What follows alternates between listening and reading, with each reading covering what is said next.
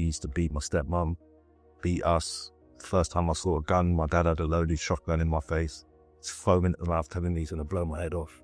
And I looked up and I was like, I'm not like these guys. Don't talk to me like that, bro. And he's like, what, you English boys are pussy, oh, suck your mother, this and the other, your father, this, that. I remember taking the screwdriver out and I was stabbing him in his head, but his head was so greasy, it wasn't going in, it was just sliding off around the side. And so many people are coming to the door to see what happens. I haven't noticed there's a screw there now. And I'm like this. I've looked up and I've realized it's a screw. I'm like, this is rage. Let him go, he's dropped, he's unconscious. Backed up to the window, tucked the thing out the window, and yeah, so I got. Don't be sad, don't be lonely. Don't you know that I love you only? Just be mine, and I'll be yours forevermore. Yes, people, welcome back to Not Guilty TV. Today, I'm delighted to be with Leano Fleming, someone who's got a crazy story, who's decided to come share with us, thankfully. So, Leano, how you doing, my friend? I'm all right, doing well. Yeah? Yeah, recovering from the weed. Good. Good. So it's all about the recovery, isn't it? Yeah. So if you're on that journey, that's the most important thing. So let's go back to the start of your journey then, and tell us about the family settings, where you grew up, and how did it all begin? So I was born in Slough to a big family called the Flemings. For the first 3 years of my life, it was mum, dad, 5 siblings, and it was just chaotic. It was domestic violence all the time, drug-fueled, alcohol-fueled family. When I was 2, I was horrifically burnt in the bath. Not sure how, still don't know how. I was told that at 2, me and my twin sister put a plug in, ran the bath, got it to a certain height, got in, and it was boiling. So Did you get burnt as well? she said she got burnt, and the family said her feet were burnt, but she's got no scars, as where I've got scars all the way down my legs, on my feet, on my arse, on my wrist. So I had nylon pajama bottoms on, and they stuck to my skin. So when my dad got me out of the bath, they peeled my pajamas off, and the skin come off with it. I don't remember it, thank God. Thank God. I remember certain bits of it, like being put in a sink, wrapped up in some linen or bed sheets or whatever. I remember the ambulance, thinking this is massive. I remember getting in the ambulance when I was older, thinking this is tiny. Fuck. Like I remember the food tray at the hospital. It was a postman packed food van. Remember that. I remember the playroom. It had a pirate ship hanging out the wall, and for some reason I've always remembered a red telephone. I just remember that. I don't know why, I just remember that. But yeah, so I was burnt at 2. How many? Do you have a load of operations, skin grafts, all this sort of Skin stuff? grafts, yeah, I had skin grafts. Was in hospital for a while, for a long time. Can't remember how long, but months. My nan nursed me back to health. She was a nurse in the hospital. Got moved over to my. That was a blessing, then. Yeah. Oh, it was only her or my biological mother that I allowed to even touch me. So no doctors and nurses were allowed to undress me, or so yeah, just so anti everybody. My sister wasn't in the hospital, so yeah. But as I got older, we'll get to that later, I started questioning it. Yeah. How did I get burned? And all stories differed, right? Everyone had a different story. So it just didn't make sense to me. And it made me question everything in life from the age of 2. Like, it don't make sense. Do you know what I mean? And it really, when I had a mental health lapse a couple of years ago.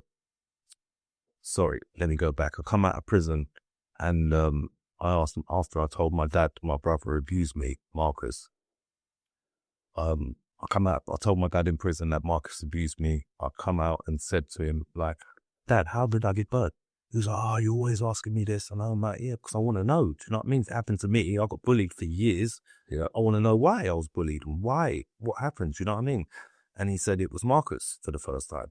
And in my head, at this time, I had a good relationship with my dad, and he's very aggressive and violent, right? So I didn't want the confrontation. So in my head, I just thought, well, log that. Why are you only telling me this now? Do you know what I mean? Why am I only hearing that it was Marcus now? And furthermore, why did you allow me to live with that guy after you'd done that to me? Do you know what I mean? And then I had my own kid.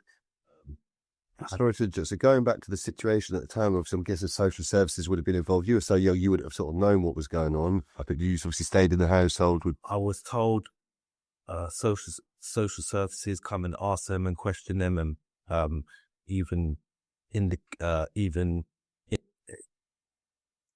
implied that my parents had done it, that they must have done it. I was told that it was the thermostat was broken and it was 90 degrees Celsius, so boiler point, right?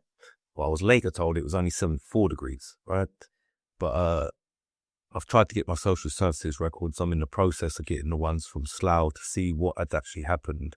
On my medical records, it says that the burns are not otherwise specified, so they don't know how. That's the hospital, right? So yeah, I'm just waiting for the social. Like you said, obviously that massively affected your childhood and that. Massively, yeah, massively. The only woman that ever touched my legs was my wife, and that was at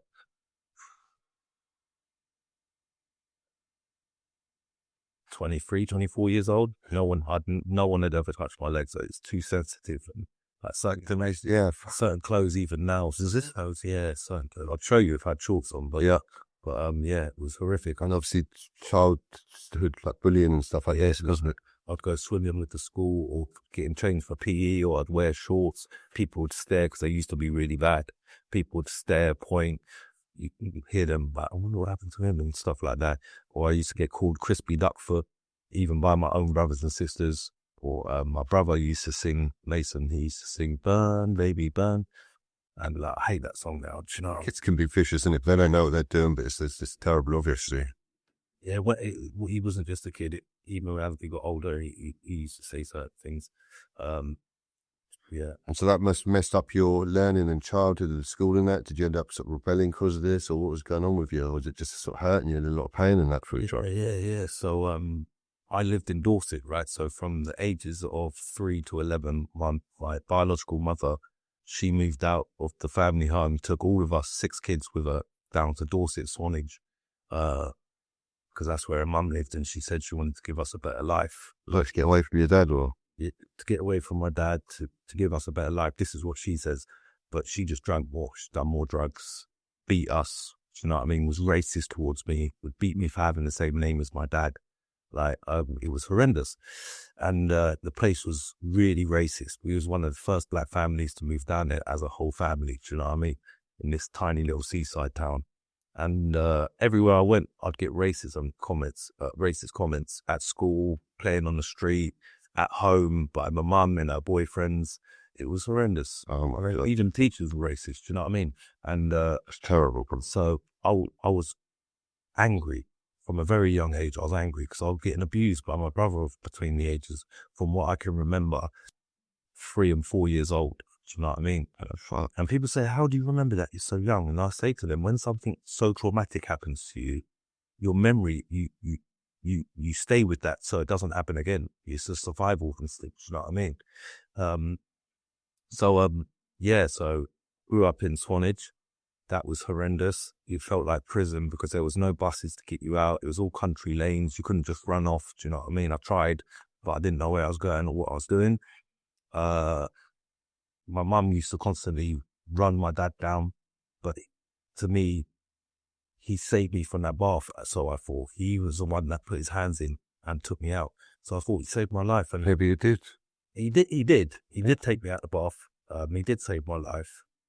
But that doesn't excuse the behaviour, of course, that led to all sorts of abuse. It's about getting to the bottom of the story now, and finding that truth, isn't it? Yeah, I probably never will. But when I got sectioned 2 years ago, I questioned all my family. I got it on my laptop. You know what I mean? I've got hundreds of hours of recordings of people about various different subjects that was meant to have happened in Slough, to my family, to me. Went on a real detective route Do you know what I mean? And I recorded a lot of my family, and I said, what do you know about me getting burnt? And they all said that it was Marcus. And I was thinking, well, why did you allow Marcus around me? Why did you allow him around you? Do you know what I mean? So yeah, the only person that says it wasn't Marcus is my half brother through my mum's side, is my mother. She says that's all a lie. She says, no, he didn't burn you. You done it yourself. But as I was saying earlier, I had a little girl, very intelligent, very bright young girl. And when she was 2, she couldn't even get in the bath. And I was a small kid, do you know what I mean? She couldn't even get in the bath, let alone have the complexity to the thinking pattern to put the plug in from the bath, then stay in the bath until it got to a certain height. Now, my mother says it was a short bath, only a couple of inches deep. My dad said it was a full bath, or vice versa. I can't remember. Got it recorded somewhere. But they both changed that in how the height was. Either way, I've got to stand in this boiling water, and they said they only heard one spine-chilling, horrendous scream in their words. This is like 6 a.m, right? They said they heard the scream, ran into the bathroom. My sister was on her tiptoes jumping up and down, and I was face down in the bath. But there was no scars to my upper body at all. No scars on my upper body. The only scar I've got on my upper body is a skin graft on my wrist. Yeah. So that doesn't make sense, you know. If I was face down in the bath, why is there no on my face or my chest or anything like that? Do you know what I mean? Yeah. So It's horrific. yeah, it was horrific. It is still though. So Yeah. And hearing what happened from other people that their stories aren't straight makes it even harder. Do you know what I mean? Because it just leaves you with more questions than answers. So, yeah. but you probably, like I said, well, I said it's all about finding it, but like you said, you probably never find it because they're not going to admit this or that to you. So They're not going to admit. you probably had the better And even if mindset. they did admit it, there's so many different stories. Which one do you believe? Of course. You know? And so your childhood at school and stuff like this, obviously you're a real angry kid to just screw up everything. So I went to first school, St. Mark's First School in Swanage. That was the only normal school I ever went to. I was just so angry, getting called racist names, fighting all the time.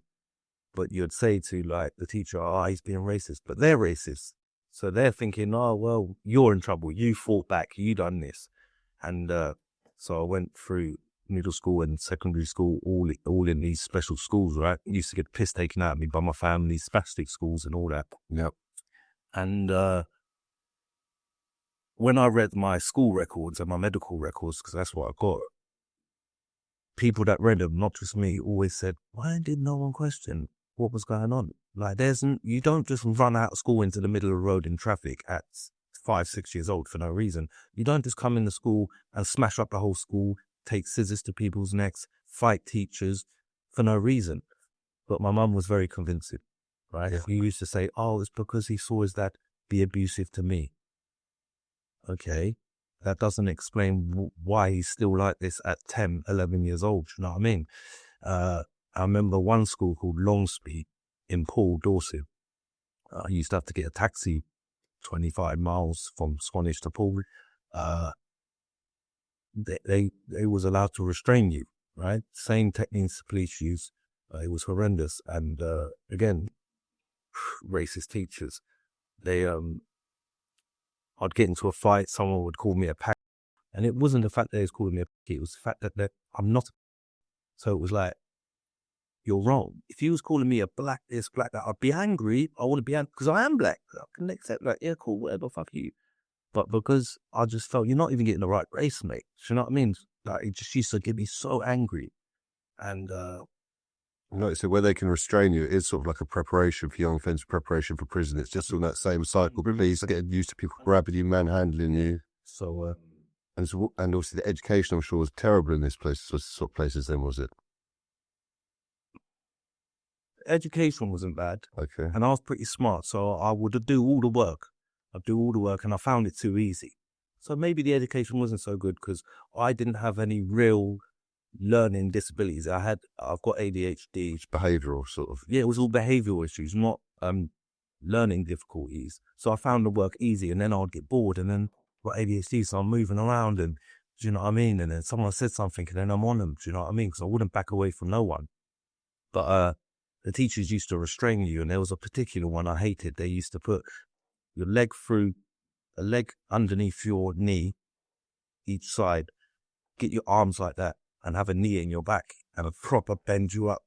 And they would have to restrain me for hours because they'd be like, calm down. And I'd be like, I can't calm down. You're hurting me. Do you understand? And when I feel pain, maybe it's because since I got burnt, I don't know. But when I feel pain, I get angry, right? If I get scared, I get angry, right? So the more they're hurting me, the more angry I'm getting. And I'm saying to them, when you let go of me, I'm going to do something. This is normal still, though, for what you're going through. Like, they'll fight your back, and that's fucking madness. As I said, when I got the school reports, it's like, well, why was no one saying, what's going on at home? Why is he acting like this? Why is he so aggressive? Why is he so violent? I remember there's this one kid, I think his name was Adam, but he had olive skin. Now I think about it, he had olive skin, and he used to call me a packy every single day. And I used to beat the life out of this guy, do you know what I mean?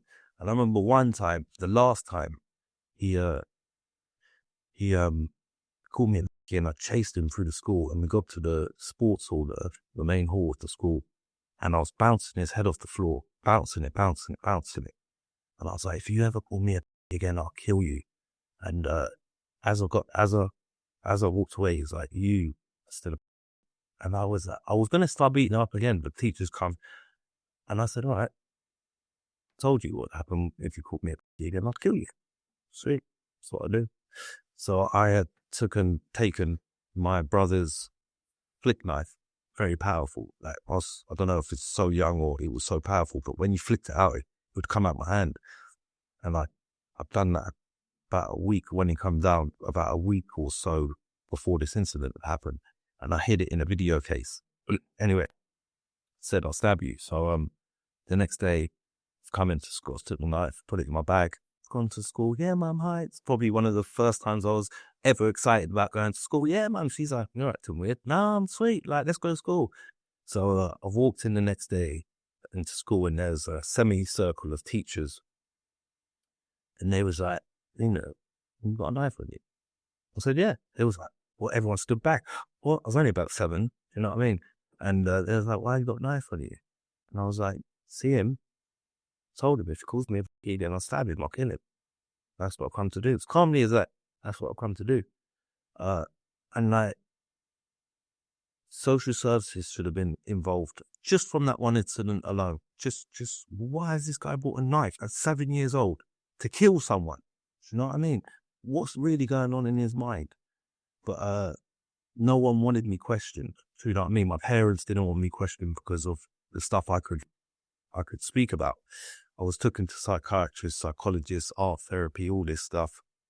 But my mum was always present. Yeah, so controlling the narrative. Yeah, controlling the narrative. Yeah, and she's a nasty woman. It's where I get my spitefulness from. So I'm not spiteful. My vindictiveness, the need to get someone back for doing something to me.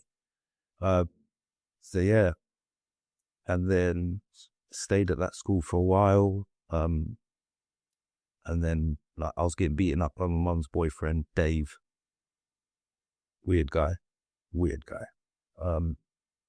Just getting left for days at end. She'd hitchhike to Cornwall, leave us in fields at 2:00 in the morning. Just weird. She probably got bipolar, undiagnosed. It's crazy. And all I wanted to do was live with my dad, because when I used to go to my dad's, he'd play music, he's got a sound system, he's got the best cars, pit bulls, and he was cool, do you know what I mean? My dad, how often would you get a chance to see him? I'd see him every holiday, without fail. My twin sister wouldn't come, she didn't feel comfortable there, but me, I would try and get up there. And when was he based at this time? Slough. Slough still, yes. He lived at Slough, so. Somewhere you felt comfortable. Yeah, and Slough still is one of the only places I've never been racially abused, because it's so multicultural. It's important. If you call someone a nigger on the street, you're going to have 15 black guys on you saying, what you got? Like? Yeah.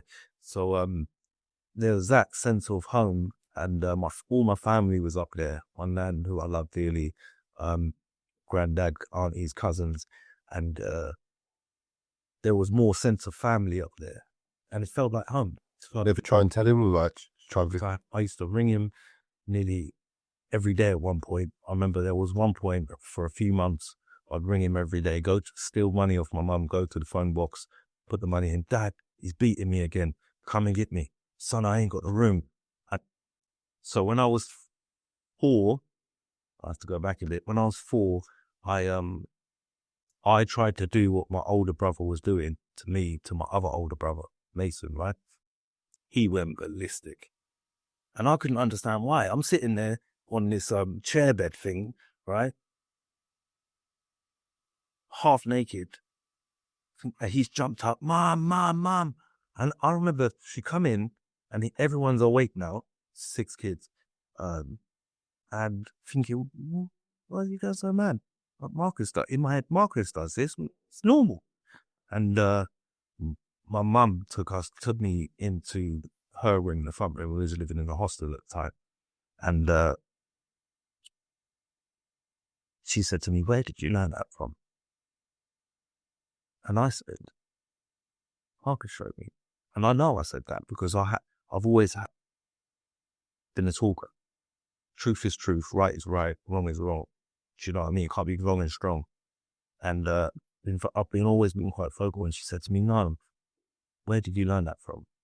And we was in that bedroom, and my sisters confirmed this. We was in that bedroom from morning till evening, yeah, or maybe afternoon. And what she was doing was psychologically breaking me down. So where did you learn that from? Marcus, her son, her golden boy. I've learned it from Marcus. Marcus does it. It's normal. No, son. Where did you learn that from? And after hours of that question, you're like, bro, I don't know then. I don't know. Like, what? You know what I mean?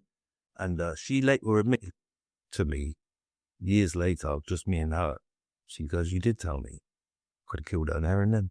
I could have killed her there and then. So when I was 4, that happened. And then I remember it was only a short time after this that my brother that I tried it to, he tried to stab Marcus, my abuser, right? And then my dad come and got Marcus, who's not his son, right? And he was even rejected by my nan and granddad. Not my nan, but definitely my granddad. He was rejected for bringing this boy into his home. They didn't, right? It wasn't his child, you know what I mean? And as I got older, when all this kicked off 2 years ago, I started questioning him. Why did he take him? And my conclusion is that he would have known about the abuse, right? Because of Mason, the kids all knew. Do you know what I mean? Kids will talk. Do you know what I mean? So he would have known about the abuse. So he come and took Marcus, and I believe it was because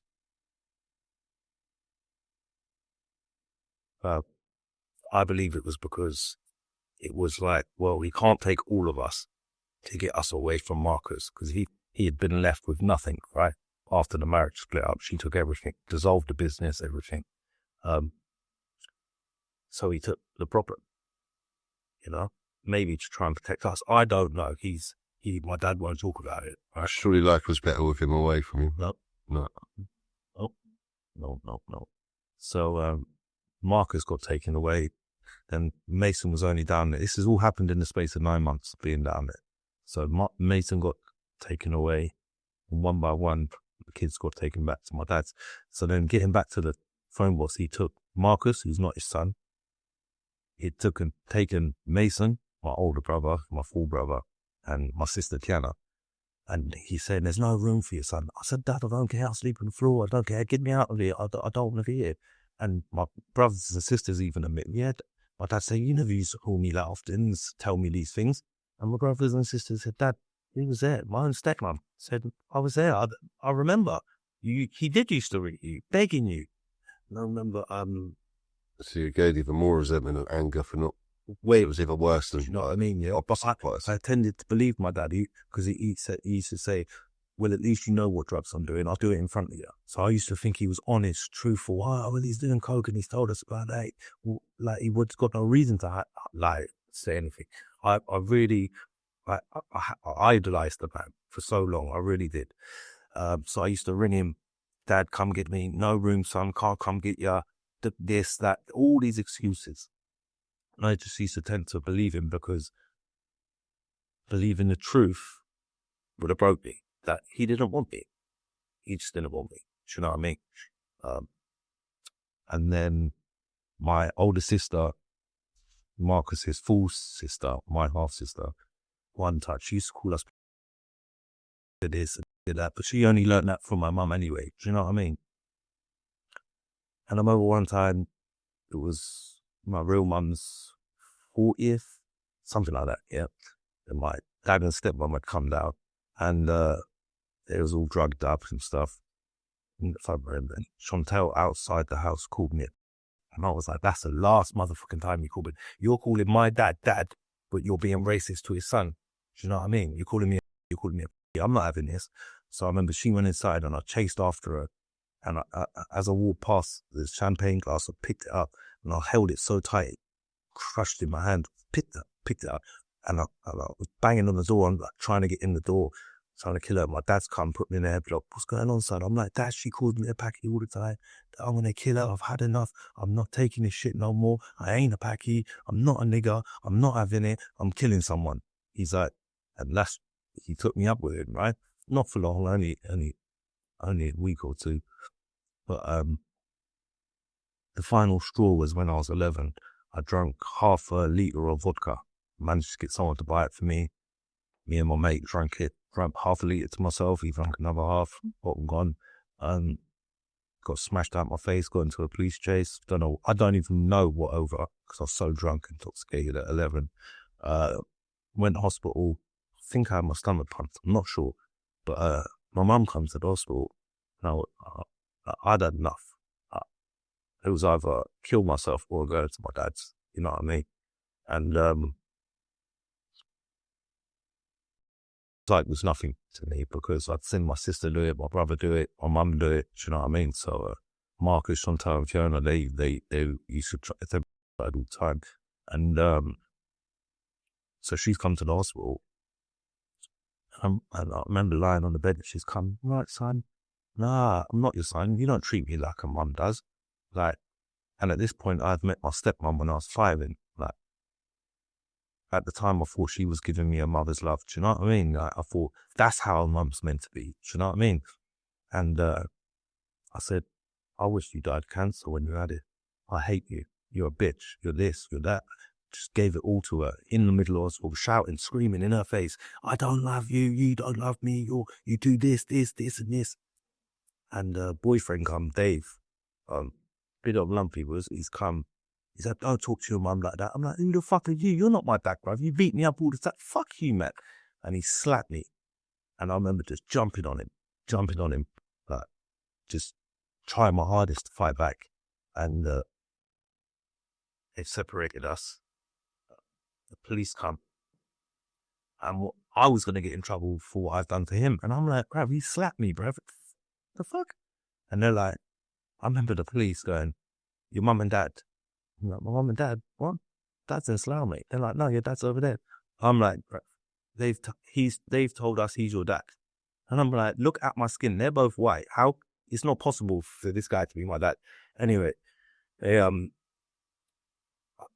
got taken somewhere, like an office, and I think it was a police station. This is late at night now. And social services came. The police was there. And I told them everything. Said she beats me, she's an alcoholic, she's a drug addict, don't want to be here no more, don't want to live. And they said, what do you want? I said, I want to live with my dad. Nothing else. If I'm not living with my dad, I'm just going to go off on one. I've had enough. Everything's been a cry for help, do you know what I mean? And I'm not getting help, I just want my dad. I want my dad, I don't want nothing else. So they said to her, you got to give him up. Got to give him up, we'll take the rest of the kids. So, and she lied to me. So the next day, she's like, pack stuff. Where are we going? We're going on holiday. I swear she said Disneyland. And I'm like, what? See. remember putting my stuff in either in the taxi or the car, but like, there was no other bags. I remember thinking, what? Why is no one bags? But I was so excited. I was like, okay, no matter. Got to the bus station. She was like, you're going to go live with your dad. Got on the coach. I'm like, what made you think that? No, I didn't even think she told me that then. So we got to the Pool bus station. She's like, go say goodbye to Dave, the same guy. I'm like, yeah, cool. I got some words for Dave. He had a daughter that died, and it was all very iffy how she died and the way she died and who done it and if he was in prison or he's out of prison, right? So I told him, I'm like, you're the next guy, but you probably read your daughter had a nasty tongue. I was like, yeah, fuck you, fuck your daughter, fuck everyone. And he used to beat me, mate, yeah? Got on the bus, got to Heathrow Airport, and she was like, yeah, your dad's here. I'm going to go live with him. I'm like, sweet. I don't know why you thought you had to lie to me, bruv. I would have gotten that, I would have left all my stuff. Do you know what I mean? I remember it was my dad, my stepmom, Mason and Tiana, and I think my little brother. I don't know, but my older brother and sister was in the car, my stepmom and dad. And I remember running up to my dad. He's like, I've got you now, son. I'm like, yes, no more pain, no more anguish, no more suffering. Do you know what I mean? It was like weight off my shoulders. I'm like, cool, now I can start life. Do you know what I mean? And I remember I went to say goodbye to my mum and she just turned around and walked off. I was like, cut me deep, you know what I mean? And I was like, fuck you, don't need you. Got my dad, got my stepmom, got my brothers and sisters, sweet. Even though I used to get bullied every time I went up there on holiday, every half term or 6 weeks holiday, it was still better than what was going on at home. And my dad said, at least you had a square meal every day. Like, my mum wouldn't feed us days on end, mate. You know what I mean? Or like, do some weird shit with food. Like, if you don't eat it, you're not having nothing else.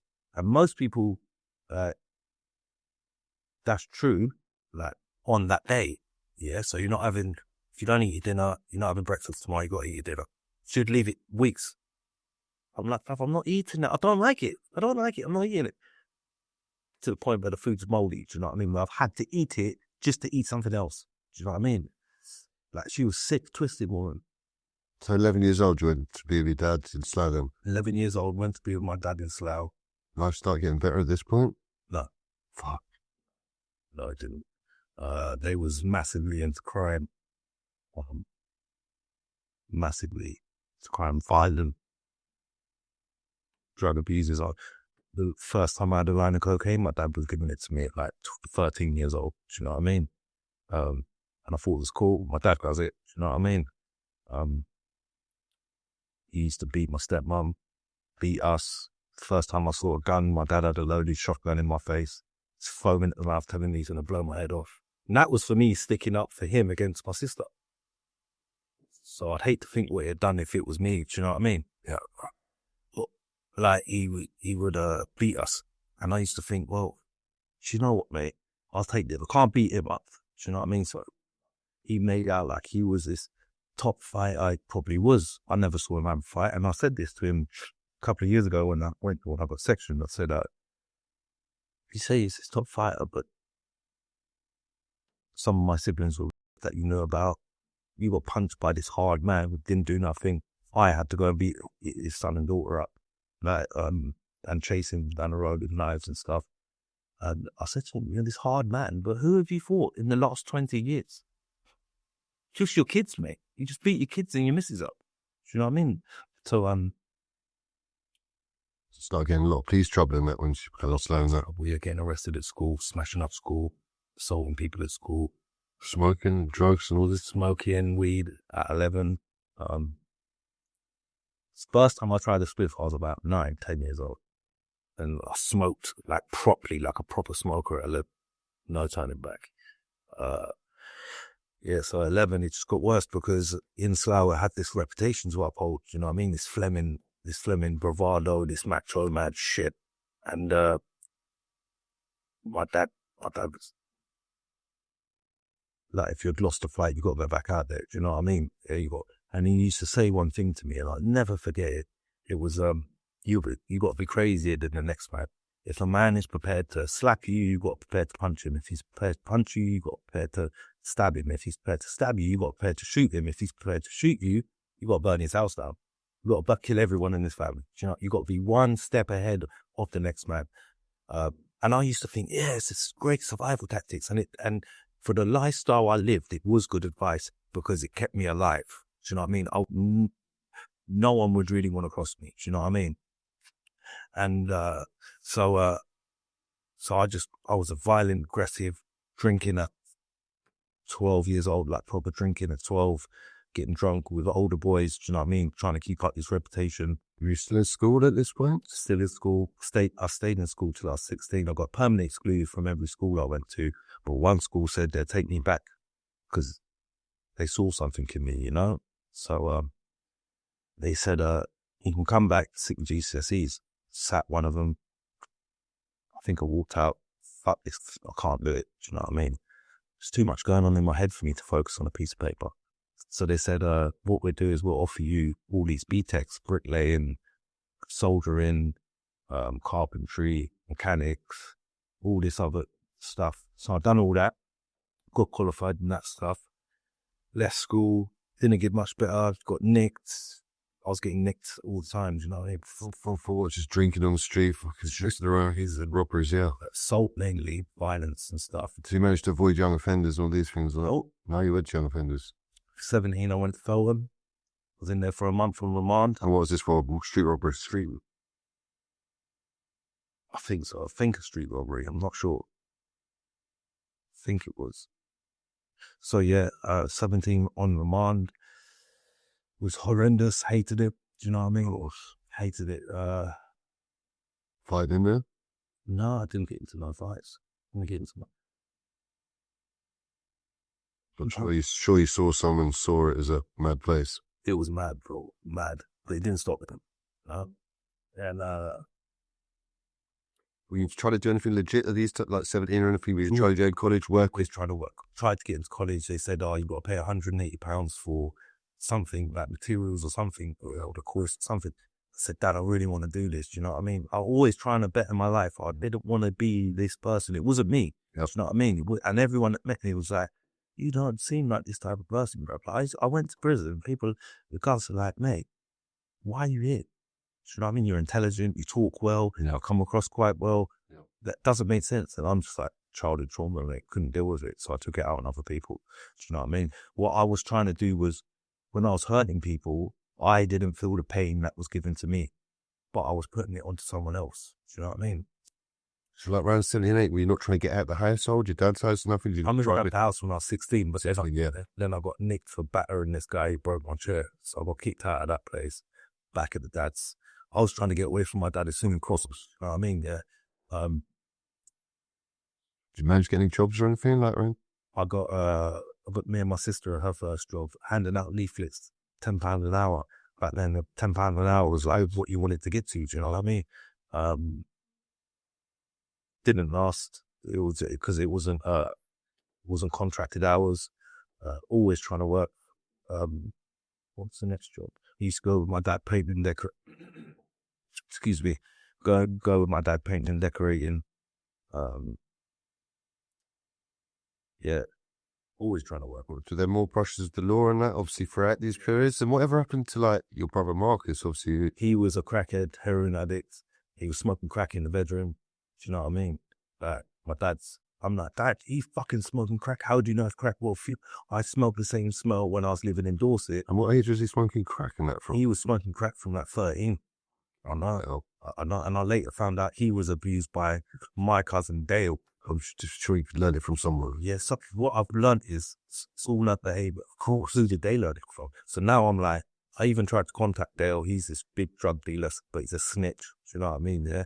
Never really respected him. Like, he had me doing county lines and stuff, like with ounces, like not even ballsed off. Like, and what age is this? 16, 17. Where were you going down to? Newbury. Newbury. I don't know if I read it. Yeah. He had a town down there. He had Newbury on lock. He did. He was one of the biggest drug dealers in the area, in Slough as well. But there was a lot of murders and stuff with the Asians that kind of forced him out, do you know what I mean? He's a slime mat. He's slimy kid. So, And so that was obviously screwing up things. People are trying to push you into this and that rather than working. and he was a good manipulator, like. Older people aren't. No. This game is all about manipulation. Yeah, it is. It really is. It's fucking madness. So I remember what happened. He used to make me go on the train from Slough to Newbury, or Faction. And at both the places. Yeah, so I ounces of crack and heroin. He's like, balls is. I'm like, bro, my balls ain't that big. I'm parcels like this. He's like, just tuck it in. It's bigger than the ball. Do you know what I mean? So fucking sitting on the train for like 2 hours. I remember one time I got there and there was bare blood in the package, where it's just the crack is so sharp, it's cut my gooch off and that, yeah. And I was like, bro, I ain't doing this no more. He's like, all right, I'll get you a taxi from now on, yeah. And he was only paying £200 a trip. And that, like one day I figured it out. I was like, bro, he's making racks off this. I was like, bro, I need more money. No, fuck that, you're taking the piss. I was like, cool, I ain't doing it. He's like, all right. So he used to give me a taxi. He was doing that for a while. Then he got me to start shopping in Newbury and Faction. He took me around the whole area, showed me what to do and that. Set up a fresh loan. Yeah. And so I was running the line, but I was at this kid's yard. Good kid he was. Dad was a lunatic. He was in jail for murders and stuff. And I was sitting in the yard one day, we're playing computer. This guy was a computer head, you know what I mean, yeah? And I was like, I don't know what he was talking about, but I was like, yeah, you're my friend, man. He stopped the game. And when he stopped the game, I was like, something's up here, because this guy loves his game. He'd be on it all the time. It's his escapism, you know what I mean? And he said, he turned around and he looked at me and said, I'm not your friend. What? He's like, you're not my friend. I was like, what? Well, he said, that's like, bro, we're cool, bro. We smoke weed, we that. Bro, I got your back. Like, what's the problem? He was like, you're the reason our mum and dad smoke, right? You're the reason there's no food in my cupboards. They're spending my money on you, with you. And I left everything. I said, just what was going on in my house. My dad was on coke. Like, there was no food in that. Like we'd get 1 square meal a day, but even that's not enough. It's a real hit home on the kid. Yeah, it was a real hit home. And that was the last time I ever touched drugs, like selling it. And what age was that? 15, 16. Yeah, well, fucking a fair play to at that age that you made the decision. So I'm good. I left him everything. The dough, what food I had left, the line. My cousin was going nuts. But bro, I ain't doing this no more, bro. Just left it all in the house. I was like, hard food ruins lives. It does. Coke ruins lives. Cocking or drugs. Yeah. Any addiction does. Like my cannabis addiction, I wasn't being a great husband and dad because I was too busy smoking weed. You know what I mean? It's all moderation. Everything in moderation. You know what I mean? People drink, it could ruin lives. You know what I mean? It's if you can handle it. You can't moderate. If you can't moderate it, you're fucked. You know what I mean? And you won't even be able to see it till it's too late most times. Thankfully, I didn't see it too late. I saw it just in time. But that was 15, 16. Then I went on remand 2 more times for street robberies and violence. Managed to avoid actually getting sentenced or any serious bird. No, so I think the last time I was on remand, I was a good 12 years. It was a robbery charge with a shotgun, imitation firearm. Busted that case because I didn't do it. Then I started trying to change my life. Started working. I got... What age is this? 18, 19, 20? So 80, about 17, 18. Got a job in sales and marketing. I'm signing people up to charity on the street. I was good at it because I had the gift of the gab. Do you know what I mean? Wearing a suit every day. I felt good. It was a pyramid scheme, though. It's hard work to do that. Yeah, you have to get a proper card out. Be a proper salesman to be able to do that. And within a couple of weeks, I was the top selling. If you could do that, you can sell anything. Anything. All you got to do is know what you're saying. That's hard work. It was hard work. And, but even there was temptations. The person that took me, that was my mentor, was offering me coke and that. And I'm like, this is not good. So, ended up getting sacked from that job because I got pissed one night in Northampton and just told everyone about themselves, you know what I mean? Because I can't handle my drink. So I got pissed. I was like, you're this, you're that, you're this, you're that. Fuck the lot of you. I'm not going to work tomorrow. Fuck this. Laid in bed. He's like, yeah, you got to go. Made up some bullshit story. All the trauma come out when you're drunk, all this, then yeah. Feelings of craziness. Yep. So, got sacked from that job. Was trying to work here and there. But, Still involved in any sort of criminality or shopping or any? No shopping, but like licking drug dealers and stuff. Like I was still active, Yeah. fighting. I was around criminals, do you know? And when you're around it, you're gonna get drawn into something. Do you know what I was? It's always something. Just before I went, so I think it was 2014 summer. So I think it was 2013, 31st of October, Halloween. I just got sacked from this job, the sales and marketing. And I was sitting at home, I was sweet, bro. I had my eighth, I had a couple beers, I had packed fags, sitting in the bedroom playing my music, because I'm big into music. I've got my own sound system and stuff. Shit.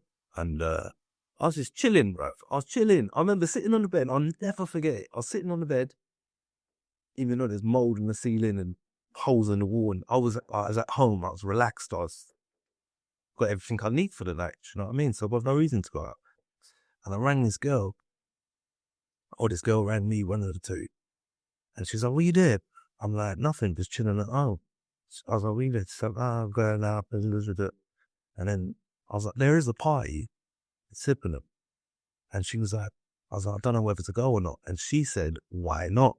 And the reason I'm smiling is because I sat there, I hung up the phone, I sat there and I was thinking, not close. I'm not on the roads no more. I've got no reason to be not going. I'm not got no trouble with no one as far as I was aware. So I went with these three girls and got there, started drinking, dancing, tiny front room packed full of people. And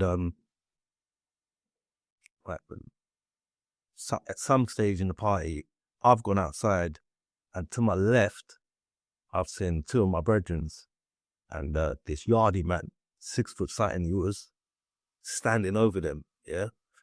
Like, "Your mother this, you English boys are pussy hoes." Like, these are meant to be like two of the hardest guys my age, right? So I'm like, the fuck?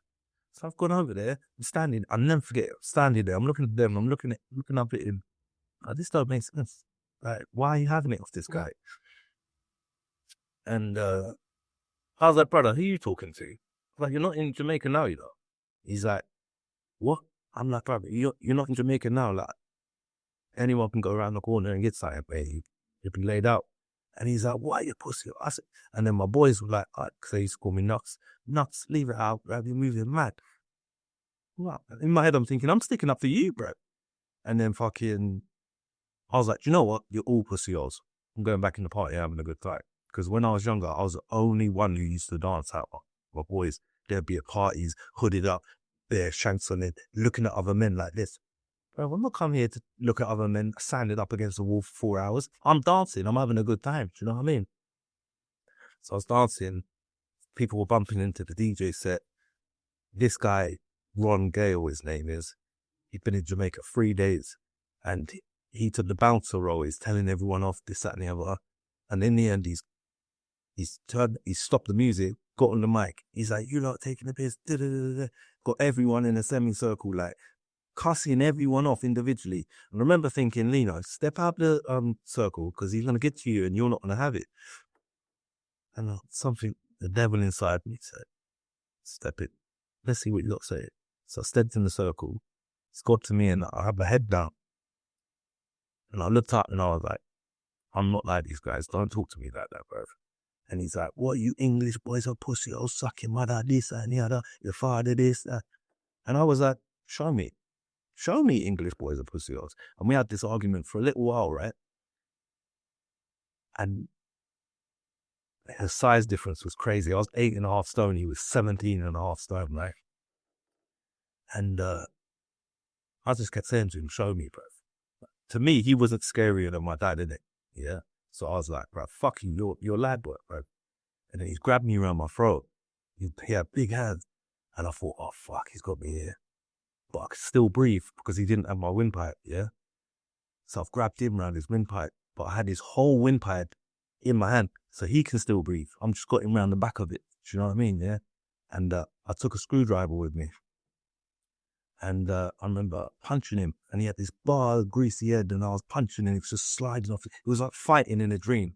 I'm like, any moment, this guy's going to hit me back, and it's going to be a problem. Do you know what I mean? So I remember taking the screwdriver out, and I was stabbing him in his head, but his head was so greasy, it wasn't going in. It was just sliding off around the side, and I was like, fuck, I'm in trouble here, yeah? Anyway, at some point, it's broken up. He's gone outside. He's come back in.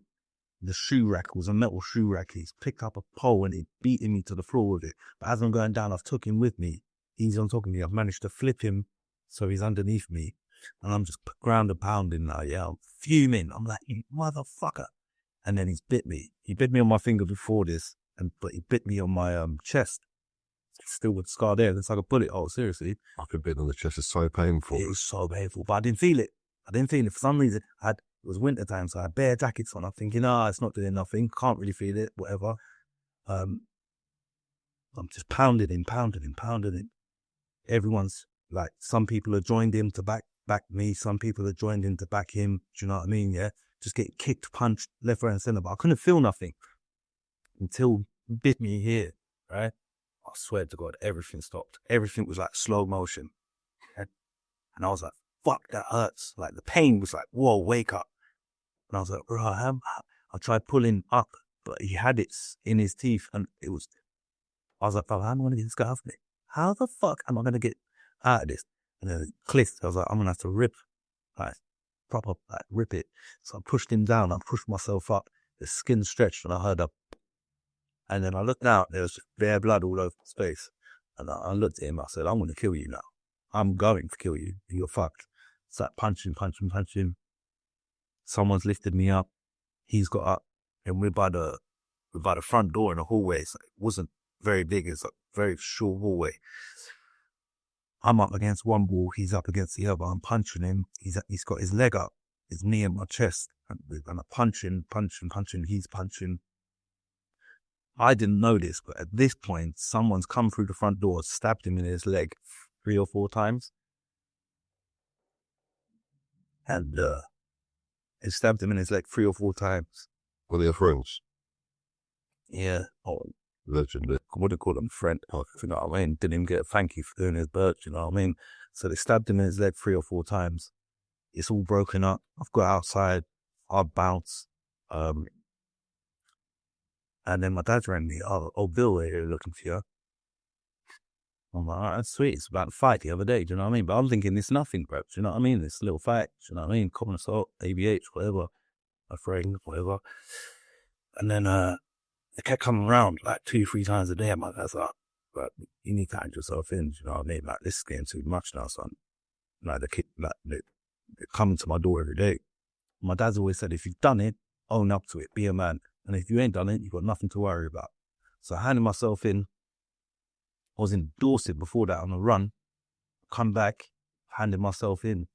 And I was like, yeah, Leano Fleming, come to hand myself in. And I was so chilled in that, it shocked the Fed, yeah? The Fed's like, you know what you're here for, didn't you, mate? I'm like, yeah, fight. He's like, nah, mate, you're here for a GBH intent of stabbing. I'm like, what? I didn't even know the guy had been stabbed at this point. I'm like, what are you talking about? Now I'm thinking, what else have I done? Do you know what I mean? Like, I stabbed anyone? No, I stabbed one for what? You know what I mean? So I'm like, nah, this ain't right, bruv. I said, I didn't do that. He's like, well, get to the station, do your interview, I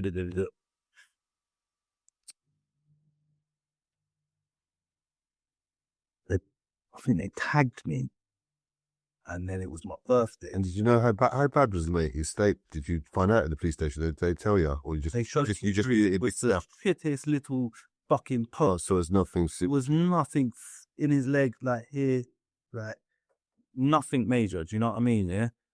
And I remember saying to my barrister, I was like, I was like, I'm gonna tell them straight. It's like he was 17.5 stone. He's like 10 stone heavier than me, right? I was fighting for my life. Do you know what I mean? Because I'm thinking this guy could just wipe the floor with me, right? He didn't, but I was thinking that the whole time. Fucking only kids go after me. We had no power in him. So I said, like, if I go to my barrister, I want to say in court that if I was stabbing him, yeah, I would have been frenzying. Do you know what I mean? And I would have been. Do you know what I mean? Head, neck, chest, liver, wherever, just to get him off me. Do you know what I mean? I said, but that's not what happened. These were calculated little pokes. Yeah. Do you know what I mean? He wasn't trying to kill him. He was trying to. So did you actually take it to trial? Yeah, to the trial. I went off all the way. So on my birthday, I was on tag. I was like, fuck this, I've had enough. Done a couple lines in that. Yeah, I was like, fuck this, I've had enough, bro. Cut the tag off. I'm like, bro, I'm going to jail anyway. I just felt it, you know. I'm like, I'm going to jail anyway. So cut the tag off. Went on the run for a year. For a year? For a whole year. In Slough as well. Not even, I was going to my dad's house all the time. Feds are like, I remember I was in Bripwell in Slough and fucking, it was boiling hot summer's day. I was with one of my brethren and fucking, Feds like, aye, police. I took off so fast. I ran round the block, come back. I see my brethren laughing with the Fed, yeah? I'm like, bruv, come here. What you doing, bruv? I'm across the road now. Come here. What you said to him, what you laughing with that Fed for, man? You moving mad, bro. He's like, no, Leano, he had me in stitches. He said, please. And he looked, he was gone. I was fast. I was one of the fastest in the area, right? I used to have races for money and that. Had to be, I was on the run, right? Fucking, he was like, tell your friend, I'm not going to bother chasing him. He's like, it's summertime. I'm all in black with boots on. He's in shorts and t-shirt. Do you know what I mean? He's like, bruv, he's going to tell him I ain't going to chase him. So anyway, I was on the run. And then I got my dad to take me and this girl to the clinic, right? And I'll never forget, he's picked me up. He's come out the road. And, what? He's like, oh, old Bill went past. He's like, they're going to pull us. And I'm like, how do you know that? And he's like, they're not allowed to turn right there. And I was thinking, how did you know he's going to pull us? You know what I mean? And Criminals always think these cars are going to pull them right. yeah. So I'm thinking, bruv. My dad's like, don't worry, son, I got this. I'm child locked in. I got my little sister there, but on the driver's side, I'm in the middle, and the girl is on the left-hand side. Child locked in, I'm trying the doors. I'm like, bruv, Dad, open the sunroof. He's like, where are you going to run to? I'm like, I'm gone, bruv. Trust me, open the sunroof, I'm bouncing, yeah? He's like, no, don't worry, son, I've got this. So I'm thinking, wow, he's in a Vauxhall Amiga, ex-government car, yeah? 3.2 V6, and like, it's been tuned and that. So I'm thinking, he's always said how he's this driver, I'm thinking he's going to give us something, yeah? At least get me to an alleyway. This motherfucker's all over. Oh, bro, what the fuck are you doing? He's like, don't worry, son, I got this. Trust me, I got this. It's quite comical, actually, but fucking police officers come to the car. Yeah, this car's linked to a wanted criminal. Do you know where your son is? No, I haven't seen him, mate. This guy's taking the piss. I'm sitting right here, do you know what I mean? And the Fed's gone, I see him right there. Yeah. And then my dad's turned around like, fucking hell, where did you come from, son? I'm like, you're taking the piss. Anyway, got nicked. But at this point, so I need to add into the story that when I was on the run, I slept with this girl, 2-night stand. When we had sex, I was like, oh, you're pregnant. She's like, no, shut up, no, I'm not. I'm like, you're definitely pregnant. So a couple of months went past. My mate's like, oh, this girl pregnant. I'm like, how many months is she? He's like, 3 months? I'm like, what? I'm like, that's my child. He's like, nah, this man slept with her. My brother slept with her. This man slept. I said, I don't care if God himself slept with her. That is my child. I know it, yeah? I don't know how I knew it. I just knew it. And so the girl called me and was like, I need to speak to you. I'm like, to my cousin who's the other staying there. I'm like, she didn't tell me the baby's mine. Got there, I'm like, that baby's mine, innit? She's like, no. 2 hours we sat there having tea at her mum's house. I'm like, why did you call me if this baby ain't mine? Just wanted to see how you are. I'm like, this girl's tapped. Anyway, knew the baby was mine, felt it in my bones, right? So I'm in jail now. And so what, you got remanded this on remand straight away, yeah? Remanded. And I'm in jail. Where are you in remand? Bullingdon. Bullingdon. Yeah, Bullingdon. Unfortunately, I've been there. Shit, oh, She's in Bullingdon, she's pregnant. I'm speaking to her, you're waiting trial. He's not speaking to me there. Like, I'm writing her letters. Actually, I'm writing letters to her. I'm like, every week, 52 weeks a year, for 3 years, I was writing to her saying, that baby's mine. No, it's not. No, it's not. Everyone around me saying, you're crazy. Like, why would you try and claim this girl's baby. If she's telling you it's not yours, you should count your lucky stars. Got instinct that it's yours though. Yeah, I know it. And so let's go back to like, obviously you just said the 3 years. So how long was it on remand before you had a trial? 6 to 9 months. 6 to 9 months. So what sentence did you get? Like a 4-year sentence or something? But 4.5 years. For GBH with intent. GBH Section 18 with intent, 4 years. And you did? 2.5 years. Okay, so you did it all in Blinden? Nah. No. So After sentencing, you got moved? So went to trial. There was no evidence against me, right? Even the victim come to court and said, never saw him with a knife, never seen him stab me. Fair enough. Fair play to it. So I'm thinking, no, but he lied about all this other stuff, how I was aggressive, how I started it, that I was the aggressor. So it looked bad, you know what I mean? Yeah, so it didn't fully... Yeah, and they had me in, they told me I wasn't allowed to wear my own clothes, so they put me in this tracksuit with holes in and a t-shirt that was ripped up. So I looked a mess, you know, my hair wasn't cut. So You look like a criminal. looked like a criminal, bruv, yeah? This guy's coming a blazer and that. Obviously, I'm going to my barrister mate. He had a 6-month visa. It's been a year. How is he still allowed in the country? These times I'm hearing he's shot in white and dark to my brethren and all this shit. So I'm like, this don't make sense, bro. Anyway, so the trials happened. The prosecution witness, the only 56 witnesses signed a statement saying they never saw me with a knife. I wasn't the aggressor. He was. He took a bouncer role. He was bullying the young kids. So I'm thinking, I've got this. All I've got to do is go there, tell the truth, and I'm out. Yeah? So I've gone there, told my side of the story, come back a hung jury. What was it, like a 2-day trial or something? 3-day trial. Yeah. Come back a hung jury. Yeah. I'm like, right, what make retrial? Sweet, let's go again. The judge was like, Majority. judge sent them back out. Yeah, I made him come to a verdict, yeah. Come back majority, not guilty, but not enough. Yeah. So he sent them back out. I'm like, what the fuck is, I'm like to my brother, so come in. No, what's going on, bro? This is meant to be a hung jury retrial. He's like, yeah, but the judge can It's crazy to make it up as they go along. make it up as they go along. So then it come back majority, but not enough of a majority, not guilty, right? So then he sent them back out again, guilty. I'm like, this don't make sense, bro. Yeah, this don't make sense. What court was this in? Slowly, regularly, bro. Yeah. So I was fuming. I was absolutely fuming. Not at the fact that I've been found guilty, at the fact that this yardie man had come here, lied through his teeth. The only thing he said that was true was, I never saw him with a knife, never saw him stab me. Lied through his teeth and he won. Do you know what I mean? Yeah. There was no evidence, no forensic. I didn't have a knife, nothing. And then, so how long was it before the two sentencing? And then was it like later that week, or was it a few months down the line? It wasn't that long afterwards. Can't remember when, but it wasn't that. What were you hoping for, like a couple of years or so? Because it was like tiny little stab and all this. You Because of my criminal record previous with knives and robberies and violence and all this shit, my barrister's telling me I'm looking at 6 to 8 years. So I'm like, this is long, bruv, yeah? Something I didn't even do. Fuming. Fucking. What happened? So, I'll never forget the sentencing. I remember standing there. My dad was behind me.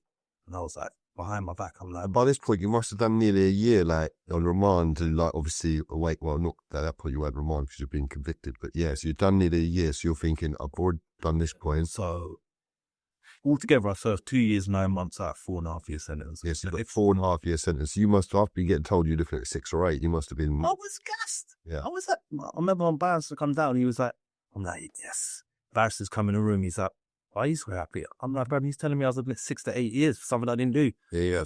Please, live work, nice work, sweet, let's go. He's like, you're mad, bro. You didn't do it though. And I'm like, got to take the soft, rough with the smooth, right? That's where you stood at this point in Buddington. Still in good under it. And how did you find that? Did you have it hard or anything? Was it easy for you? Sweet, it was sweet. No problems. No problem. Well, I remember I was on the exercise yard and there was this fella. I saw this guy on the exercise yard. I knew me and him, if we crossed paths, it would be a problem because he just, as you know from jail, people say, what's jail like? How did you survive? And I just said, if you're yourself, you're sweet. You're not, people in jail don't like people trying to be something they're not. You'll get found out in a second. Of course. Right? Just go there, be yourself, mate. And for me, I made people laugh, right?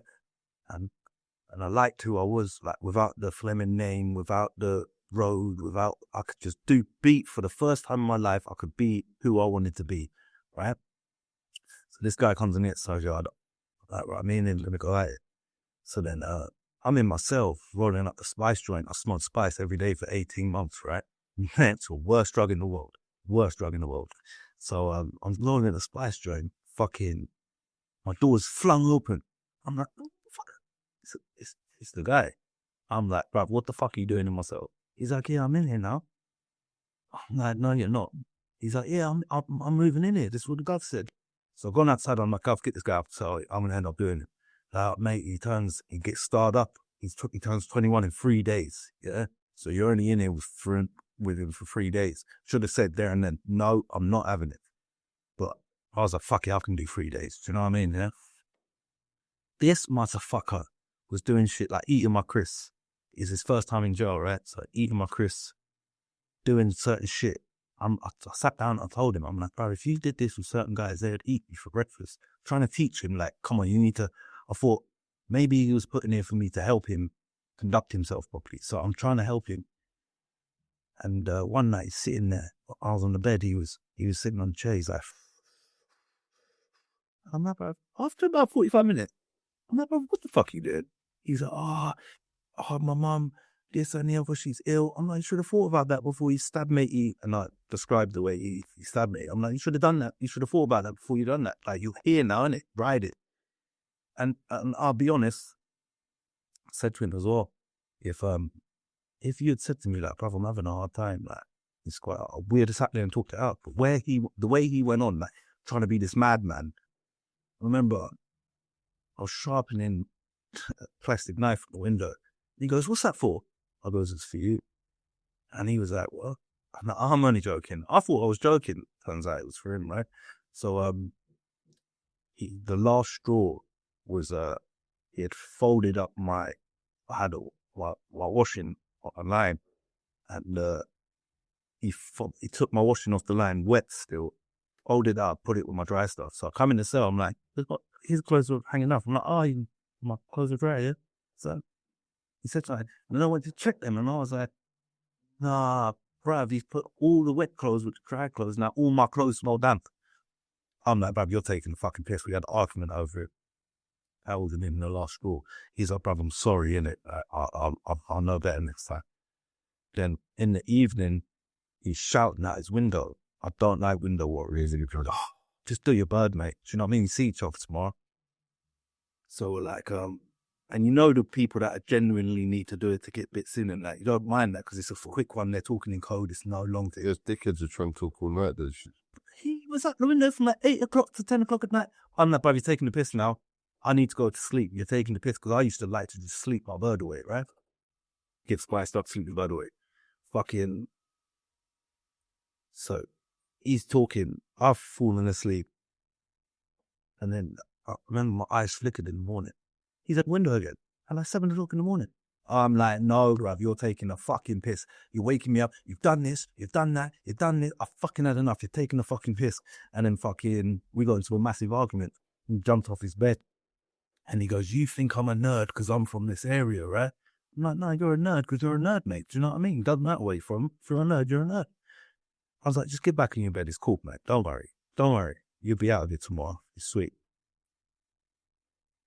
I was like, look up to you. He was like, yeah, go on. That's sweet.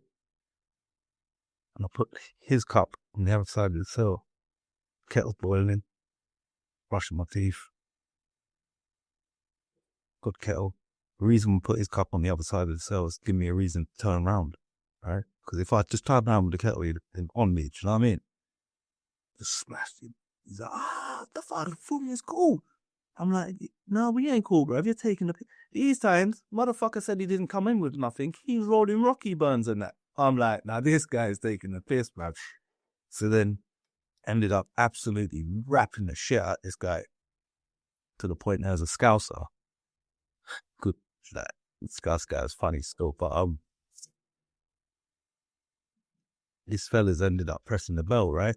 Fighting, tussling. He managed to get to the bell. Got in a headlock.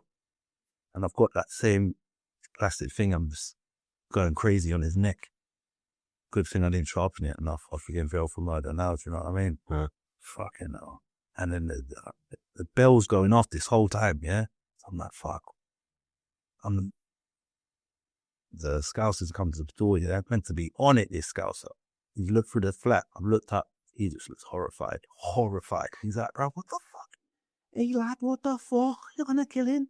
No, that's what I'm trying to do. Turn the fucking bell off. Fuck off. Do you know what I mean? If you're not gonna try and help me out here, fuck off. He's like, they've left the bell up. I'm like, these guys are serious, bruv. What the fuck, bruv? Yeah.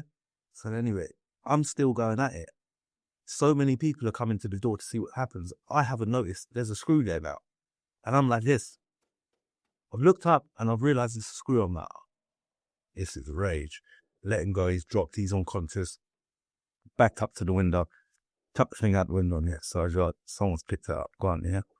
And they're fucking screws on. Open the door. And he just looked like, I don't know. There must have been, there was blood everywhere. All this shit. Yeah. Yeah. So I've managed to squeeze past the gov. He's like, I was like, what's happened? I'm like, he fell over, bruv. Yeah. He fell over. I don't know what happened. He fell over, bruv. Yeah. Squeeze past the gov. I know I'm going to block that, yeah. So I'm like, tried to get as much bits and bobs as I could to go block with. And they told me, like, they told me to go back. Yeah, they told me to go back in my cell, yeah. I'm like, all right, sweet. Going back in my cell. Found this guy's burn packet. I'm like, yeah, I'm taking that, bro. Yeah. He's like, bare rocky in there. Bare rocky. I'm like, oh, it's jackpot here, mate, yeah. So then, Down the block. They come off-handed. I'm not coming out there. If there's bear, you're going to start wrapping me up, bro. Fuck that. Yeah. They're like, no, come. So then they took me block.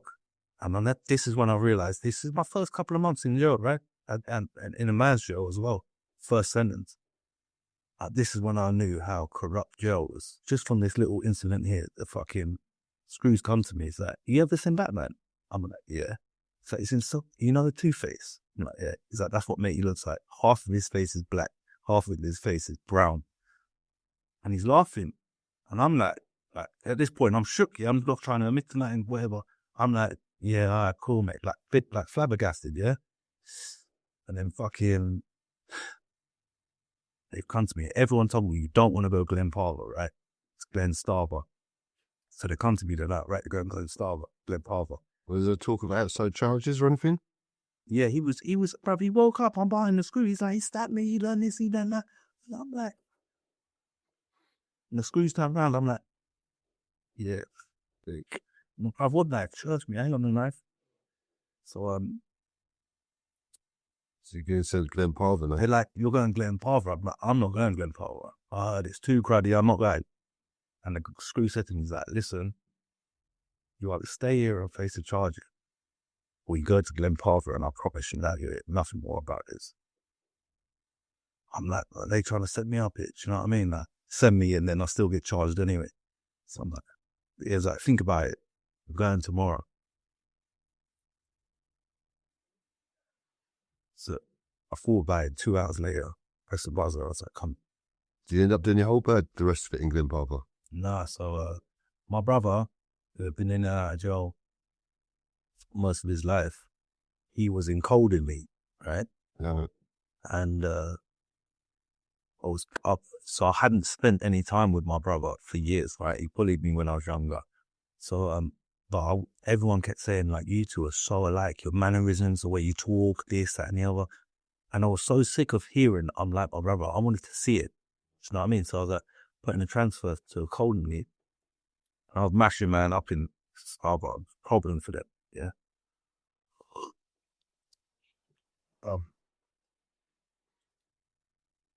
So you get your move? Yeah, I got my move. So that the day before, 2 days before I went up. It's pretty local to Slough as well, Colonel, isn't it? It's just about half an hour. Yeah, half an hour. So 2 days before I left, I robbed this guy for his tobacco tin. I just like tobacco tins, you know what I mean?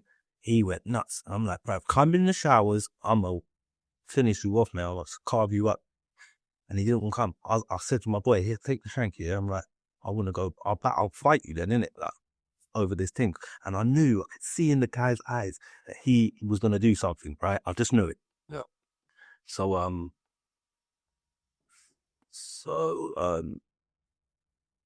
I was like, come in the shower, we'll have it out. He's like, no. Everyone's like, bruv, he's not on it. I'm like, bruv, he's going to try a thing.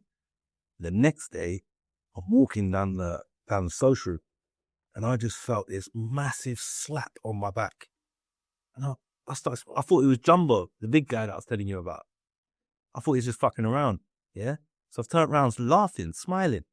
This motherfucker who I robbed for the tobacco tin, there was 350 packs of spice in there, that's why he's going nuts shit.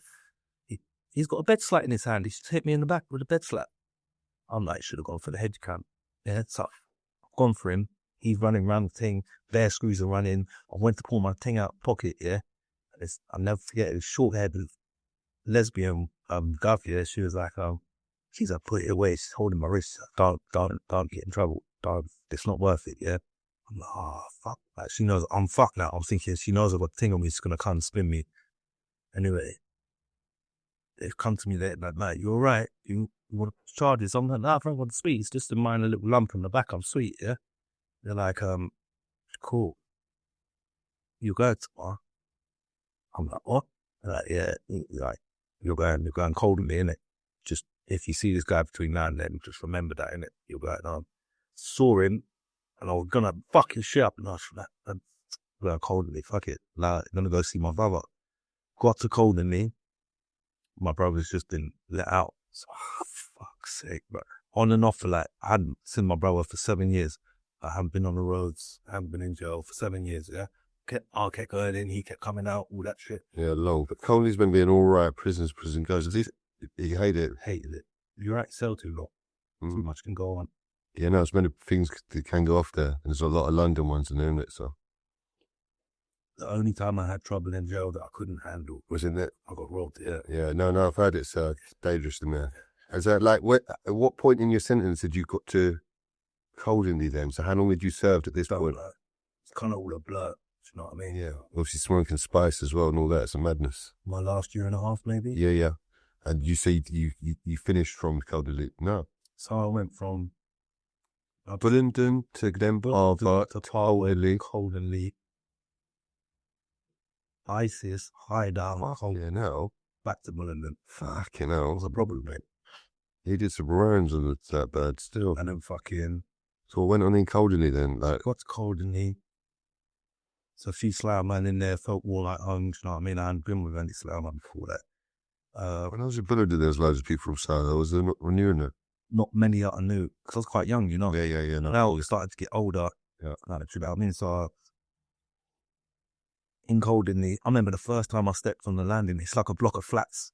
Like, it's got a stairwell that looks like flats, and then you've got like a spur outside this square box.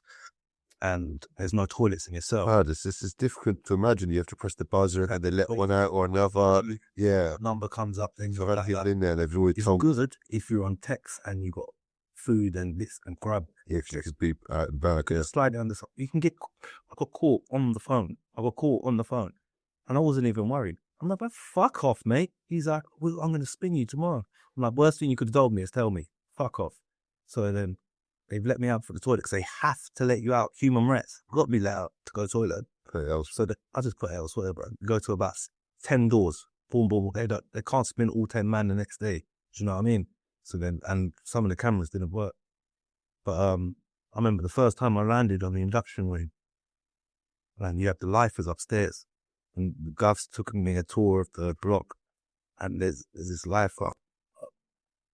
It's a jacket making too much. No, it's bless. Fucking, there's this lifer.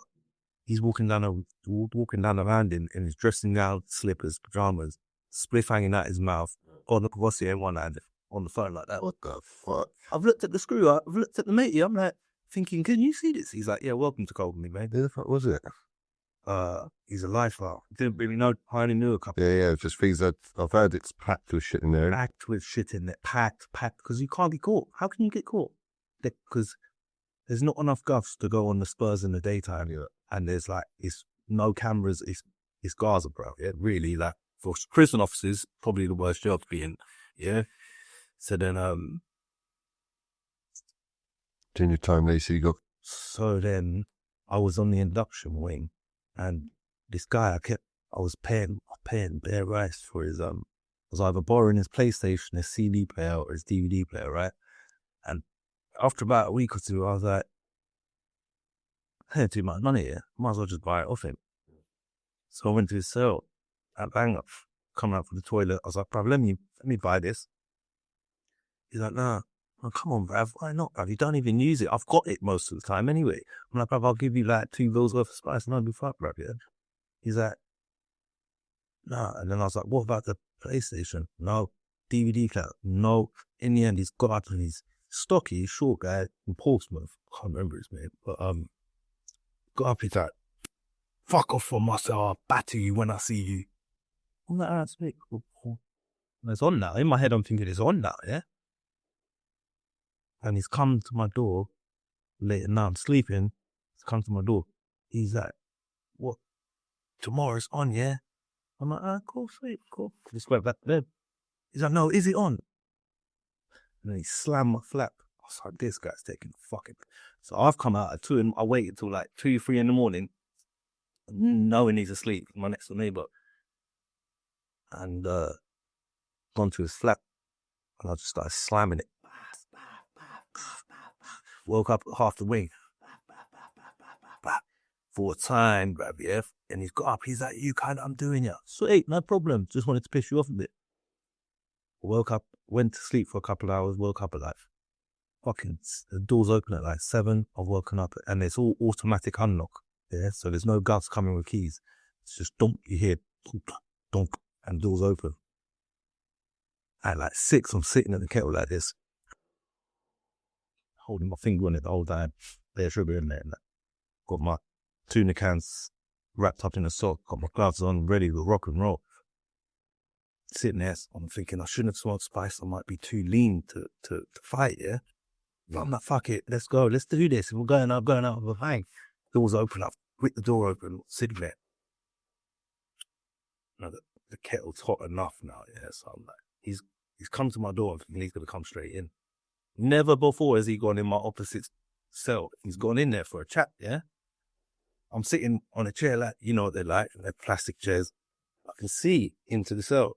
I'm waiting for him to come in. And then he's come out, walked off. And then he's come in my cell, but he come in and he's marched like halfway in my cell on this grease thing, yeah? So I've jumped up with the kettle. I'm like, what? And then I've never seen anything like it in my life. I've never seen anyone jump up and back so far in my life. He just jumped with one big jump, gone. But he managed to grab the door and shut the door at the same time. And he's holding on, like the door handles like a T. Oh, yeah? So, and then my one's just a round knob. Yeah, I'm like, fuck. Could I know better the door from the inside? I can't get out. I'm like, let me out of here. I'm like, fuck you up. And then fucking West Eye, I think his name is West Eye. He come down and I seen this guy, big lump, holding the door, looked in my cell. He's like this. He said, why are you locking him in? Put the size of him. He's young, man. Why are you locking him in? He's like, he said he's going to do this, he's going to do that. He's done this, he's done that. And then this is where I respect Wesley. He's like, yeah, but what did you do? There's no way this guy's going to do all that for no reason. You know what I mean? He's like, let him out. So the guys let him out, let me out. From the time he let me out, my hand's on the door. I've opened the door. All I could see was his trainers going up the stairs. He was gone, right? He ran upstairs to the lifers thinking I want to go up there. Yeah, right, mate. I don't give a fuck, yeah? Remember about lifers, they want to go home as well, do you know what I mean? You learn that after you've been in there for a minute, don't you? Yeah? So I'm not, cool, if they want to find me, wherever, sweet, let's go, mate, yeah? I don't like being bullied. He tried to bully me because I was small and young, do you know what I mean, yeah? So I run upstairs, like, I've weaved my way through a few lifers, and the guy's there. I'm like, come, bruv, let's go. He's like, no, talking bare shit. I can't remember what he's talking about, bruv. But the lifers are like, calm down, go downstairs. I'm like, no, I'm doing him, bruv, yeah? Come in the showers, let's have it, yeah? They're like, bruv, just allow it. So my brother's mate, good guy, was up there with them, yeah? he's come. He's like, bruv, just chill, man. Come. He's like, if he starts anything again, come see us. Yeah. We settled it. So you leave it. But I ain't coming to you, bruv. If he starts it again, he's kitting it, bruv. Yeah. Yeah. And I've got my wings. I'm in there with a Slough guy, Woods. He's in there for shooting, man. I'm thinking this guy's on stuff, yeah. So like, I'm in there with one of his brethren. I'm in my cell. I just got there. Couple of the top boys have come to my cell, like, who are you, new one? Because a lot of people in there for a long time, yeah. So I'm like, cool. Boom, introduce myself and that. Sitting there, I'll never forget. I was sitting there on the chair again. Woods and his brethren are on the bed. 3 guys have come to my cell. Like, I'm up for a tear up most times, yeah. So like, if someone comes to my boy's cell on a grease thing, 3 guys, all right, there's 3 of us, 3 of you, let's go, bro. Might as well make it even, Stevens. You know what I mean? So I'm thinking the same thing of these guys. Yeah, right. Fucking. Who were they though? Would they just come to meet man because you knew in the wing? You didn't know them? No, so the guy that I went to move to on the induction wing, one of them's his cousin and 2 of his brothers from 2 of their guys from Portsmouth, yeah, Pompey boys. They've come, they're like, you Leano? Yeah, why? Who are you, bruv? Yeah. Oh, you tried to start on my boy, this, that and the other, you was gonna do this, that and the other. We've come here to sort it out. I've always been confident, right? Because Could come from madness. yeah, and if it's gonna happen, it's gonna happen. There's no changing that, you know. Live together if it's fucking under the same roof. That's what it's basically. Most living in a house. Yeah. That's what it is. And like, my sister said not long ago, she was like, people rate you because you cut the middleman. Well, I don't, like, if someone's talking shit about me, all right, cool, I'm not talking to you about it. I'll go and talk to them directly. So same thing here. So they've come to the cell, and there was all big jacked up guys. And now I realize a lot of them were on steads, right? I'm like, wait there, but I walked towards them, and they're like, the fuck? And I've just walked straight past. And I said to the guy, oh, Gov, I left porn mags on Seaman, yeah? He's like, I can't let you off. I'm like, bro, please let me off. Come on, man. I need my porn mags, bro. Imagine if, like, do you know what I mean? He's like, all right, cool, be quick, yeah? I'm like, sweet. Got onto C-Wing. I'm like, yeah, cool. Gov sent me to get my shit. He's like, all right, sweet. Gone to the guy's cell. He's not there. So I'm like, all right, cool. Went upstairs. I shout out, top guy, lovely guy. I'm like, where's my man? He's like, what, why? I'm like, he's not in the cell. He's like, why, what's happened? He sent 3 guys over for me. Him and my brother was close, innit, yeah? So he's like, what? Come on here a minute. He's put on his tracksuit. I've changed his tracksuit from his clothes to prison clothes, yeah? He's like, put this on. He's like, come on here. He's gone downstairs, mate, he's in his cell now, yeah? He's walked straight in there and just smacked him. But the 3 other guys that are in the cell are like, what the fuck? I didn't even know he's gone in there to do the things, do you know what I mean? I didn't know what to think. He's proper with it. Proper with it, yeah?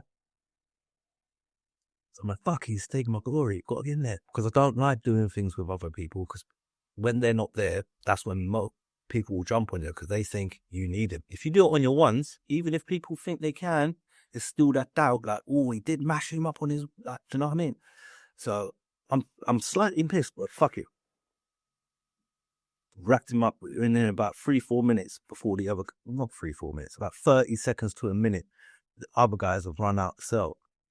We was in there for a while with mashed him up. I remember he tried to get out of the cell. He's like this on the doors. I'm on his back like that. My man's giving him rib shots and he's managed to get out. So I can't go out there. It's on camera, yeah? So I'm like, fuck, he's got away. And I remember looking around the cell, blood everywhere. Cell upside down, because then coldly, the bed's not fixed down or anything. Bed's upside down, tables upside down, chairs, blood everywhere. I've looked at my boy, I'm like, we're fucked. He's like, no, we'll be all right, come with me. Quickly got washed up, changed out of our clothes and that. He said, I'll get rid of them, I'll sort it out. I've gone back to my wing, walked past the 3 guys that come to me. They're like, what you said? I'm like, you'll find out in a minute. Like, what? This guy was fucked. So it seemed like seconds. I got back to my cell, smoked the spice joint. the bell's gone off. Yeah, they put the jail into lockdown. Everyone bang up.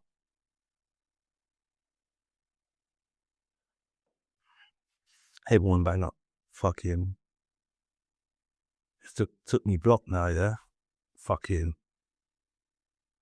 We're in the cell, but my boy's got patterns in the jail, so he's like, "Bruv, put me on the exercise yard." There's my guy, yeah. Gone out there, he looked distraught, bruv. He looked stressed.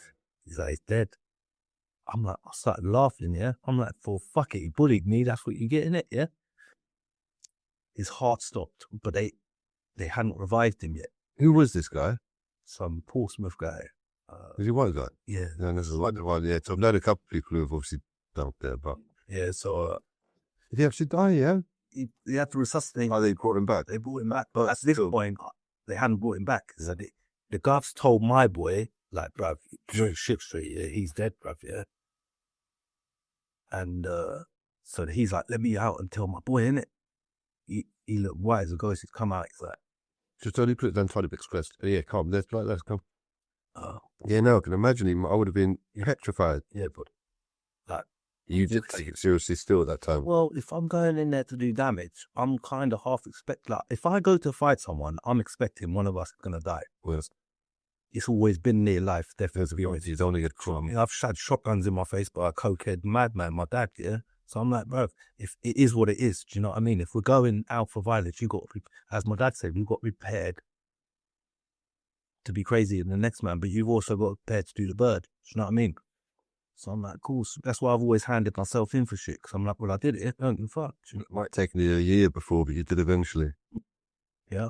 No, so I was only on the run for 2 weeks when I handed myself in. Yeah. Then got put on tag, then went on. Yeah. So, So yeah, on this occasion, so look, you guys were in the block then, and so what happened? How long Yes. before you found out that he hadn't passed? so obviously now the govs are trying to fuck about head court. Yeah, they're like, They're trying to give you the better news. yeah, no.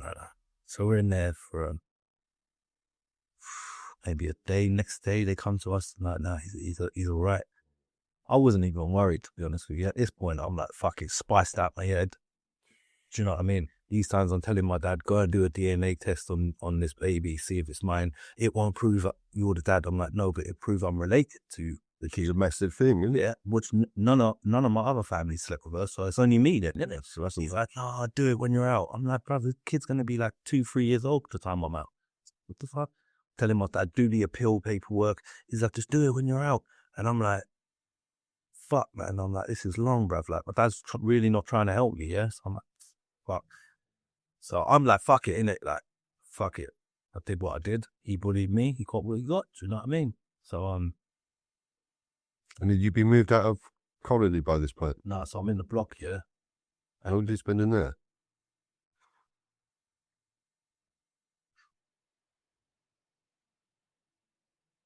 In there about a week, maybe Yeah. 2. Have you been blocked? Hard work, bro. Hard, and it Mashes your mind up. becomes a blur as well because there's no. You stop losing the plot. Yeah, you do. He's talking like there's someone else in the room, and people could front. It's when you realise, oh my God, I need to talk to people. Yeah, 100%. So I used to read a lot when I was in the block. You've got to have a choice, you know. Sometimes it's just what books they've got there. It's unloaded fucking cooking books or something. Do you know the saving grace is you was allowed to smoke back then as well? So I was like, fuck it, burn after burn spice. I had spice on me and that. And you got, even though that most of them are nonces on the orderlies, you got to find a sweet one. Of course. Do you know what I mean? You know what I mean? That's a different story if the door's not there. Do you know what I mean? But the door's there. I can't get to him. Might as well make the best line. Okay, bro. Yeah. So So you were down there for a week or two, and then what happened? Eventually get shipped out shipped out, security ship out to ISIS ISIS. in Belmarsh's ground in Lewisham. Yep. So it's like, I think it's like an ACAT maybe. Yep. When I got in the taxi, because they put me in a taxi, it's too big. Fuck off. Was it? Yeah, they put me in a taxi. Yeah, actual taxi. There was 3 screws. 2 were handcuffed to me, 1 on either side, and 1 sitting on the other side, facing me. Yeah. And the screw, they'd hated me in Golden League because obviously I don't know what reputation my brothers got in there, but they hated me. Passes, yeah. Yeah, and like they hated me, and obviously I used to carry myself with a lot of confidence. This small guy, but because I knew what I was about, you know what I mean? I might get beaten up in a fight, But you're I'll get the respect once I fought you. Yeah. You know what I mean? So the screw was like, have a nice time in ISIS, won't you, mate? I was like, I will, you cunt. I'll have the best time ever. If they'd put me straight in the wing, it could have been different. But where I was in the security ship out from a lifer's jail to ISIS, people were like, bro, who's this guy? Must be about it. You know, it kind of gave me that edge that people didn't want to find out why I was it. Do you know what I mean? Yeah, clearly troubled. Yeah. So got into ISIS, met this. Big shout out to Junior Reed. If you see this, I hope you're doing well, my brother. He was a soldier, and he saved me from myself. Like, There's people like that. yeah. And first time I got padded up since Bullingdon, right? So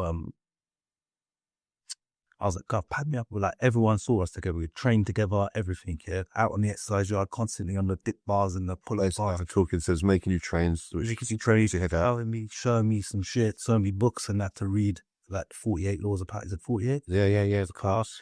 Remember, I read this Sun Tzu book. I think it might be that. Yeah, I love that still. Yeah. But he got me to read it. I read about... Just trying to educate you and trying to show you. Yeah, but I read about 4 pages of his Sun Tzu book. And I was like, brother, I don't need to read it. It's a hard read still. I was like, I said, I don't need to read this. He's like, what? Why? I'm like, this is what most people do on the roads anyway. The art of deception, the manipulation. It's not stuff that You've already been taught enough. Do you know what I mean? I learned it from the best. Do you know what I mean? But he got padded up. I was still smoking spice then, but not much. Not like I was before. Do you know what I mean? I never had no issue in ISIS. And for people who don't know as well, like 10 years ago, whatever these times, people were smoking spice. Everyone was smoking spice. All the man that was smoking spice. Man, them was smoking spice. White guys, black guys, road guys, burglars, everyone's smoking spice. No, it's not like today where people have seen people go there for a spice or overdose and acting all scatty and acting like crackheads. It was normal. People you say, oh, bro, it looks like weed. I'll smoke that. Because they come on this herby fucking shit and sprayed on this shit. Of course. So you're smoking there, you're doing training, got a gym orderly job. Sick. And I remember people used to say, how's this skinny guy got the gym orderly job? And after I finished cleaning, the screw was like, go on, start training. And I finished training, I come over and he's called this guy over and he goes, that's why I'll give him the gym orderly job. Because I trained hard, I cleaned hard. Do you know what I mean? I do that. Yeah, I do everything with the full intention. But to get that job, Gov, if you're watching this, he was the top Gov in the gym, yeah? Old guy. I was like, bro, how the fuck are you a gym screw? Yeah? I'm like, bro, if you're old and fat. He was like, pick 3 sports, I'll be you at any of them. I'm like, alright, cool. Got to pick 3 sports where the running's involved. So I said football, basketball, and badminton. I'm like, I've got this. Because if you beat me, I'll give you the gym orderly job. You beat him still? No, this guy thrashed me at all of them. He's like old, fat. But when we was playing basketball, we got physical. I pulled him by his belt, pulled him back, and he's dropped. I'm thinking, but I've got ADHD. When I get into it, I think, fuck. Still missed a shot. And then I've grabbed hold of his waist off. I went to fall, but I grabbed him, yeah? And he's elbowed me, bosh, right in the eye. He was back. Yeah. Still. And he dropped me, and he's like, you're right. I'm like, bruv, I think he was testing me, innit? Like, he's like, you're right. I'm like, bruv, I'm sweet. Let's go. Give it more, and let's go.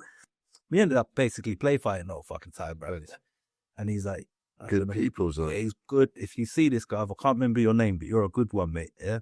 And a week later, 2 weeks later, It was the suicide in you still. yeah, determination. Like, I wouldn't back down. Do you know what I mean? And he's like, he gave me the job. The letters come through my door. Like, yeah, you got sim with me. I'm like, oh, this guy's sweet. He used to sit there and play chess and that. And then I got a wing rep. I was just thriving in that job. And people thought, because there's a lot of gang violence in there, and there's a lot of violence in ISIS, that I'd be drawn into it because I was violent. But because I wasn't from London, Yeah. man used to come up to me, where you from? Slough. Where's that? I just outside London. All right, sweet, you're cool. You're not what the post office. So a lot of people thought I'd get in trouble, but I didn't. But before I left, I was in the block for about 3 weeks. When I said a week or two, it was about 3 weeks because I read this book, John Grisham's A Confession. This is where I realized that, because I always knew I had been abused by my brother, right? But it was like a bad dream, a bad memory, like very vague, it was like watching it for a film, right? But I always knew it was real. And I read this book, John Grisham, The Confession, and it showed me the manipulation, the tactics that went into the abuse, right? And opened me up to like,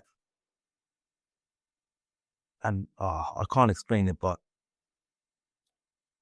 this guy goes to a priest and says, "Oh, I fucked up. I committed an offense a long time ago. Someone's on death row for it. I need to go down there in like New York or something, and I need to go to Louisiana and get him acquitted."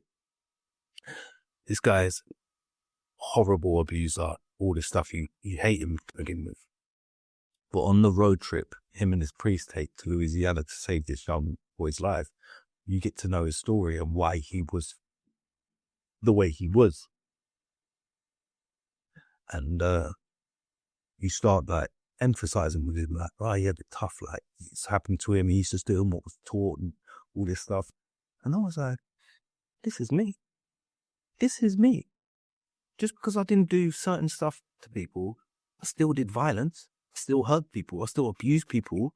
Do you know what I mean? Like, I just took what I was feeling out on other people. And the book kept saying, the truth will set you free. The truth will set you free. And I was like, I need to tell my dad I've been abused. Yeah.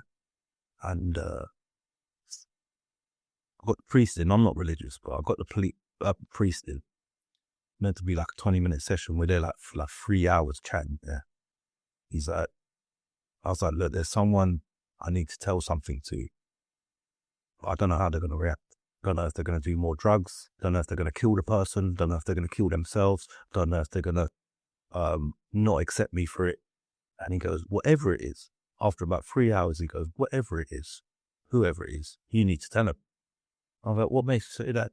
He's like, because I believe the reason you're in here and you will spend the rest of your life in here is because you're holding this deep, dark secret in.